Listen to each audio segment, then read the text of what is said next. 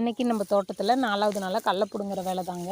4 நாளாக பிடுங்கிட்டுருக்கேன். டெய்லியும் வந்து ஒரு பாத்தி தான் பிடுங்குவேன். ஏன்னா பனிநப்பு தண்ணி வந்து கட்டி பிடுங்க முடியாதனால காலையில் பனிநப்பில் வந்து ஒரு பாத்தி பிடுங்கி டெய்லியும் ஆஞ்சிட்ருக்குறேங்க.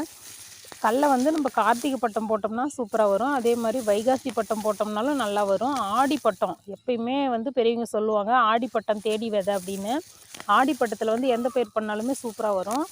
ஆடி பட்டத்தில் கடல போட்டுட்டோம் அப்படின்னா அந்த தூத்தல் 5 தூத்தல்லையே வந்துடும். நம்ம ஆடிப்பட்டத்தெல்லாம் தண்ணி நம்ம கட்டணுங்கிற அவசியம் இல்லை. இந்த மேக்காடு இந்த கல்லங்காடுலாம் சொல்கிறாங்கள, அதில் வந்து ஆடிப்பட்டத்தில் தான் போடுவாங்க. ஏன்னா தண்ணி வசதி இல்லாதவங்க அப்போ போட்டாங்க அப்படின்னா அந்த தூத்தல்லே வந்துடும். கார்த்திகை பட்டம் வைகாசி பட்டம் போட்டோம் அப்படின்னா கண்டிப்பாக தண்ணி தேவை. ஏன்னா தண்ணி வந்து ஓரளவுக்காவது கட்டணும், அப்போ தான் கடல வரும். நான் வந்து ஒரு 3 தண்ணி தான் கட்டினேன். இந்த அளவுக்கு கடல வந்ததே பெருசு. செடிக்கு 4 கடல இருக்குது. நான் தண்ணி அதிகம் கட்டல. இந்த அளவுக்கு வந்ததே பெருசு.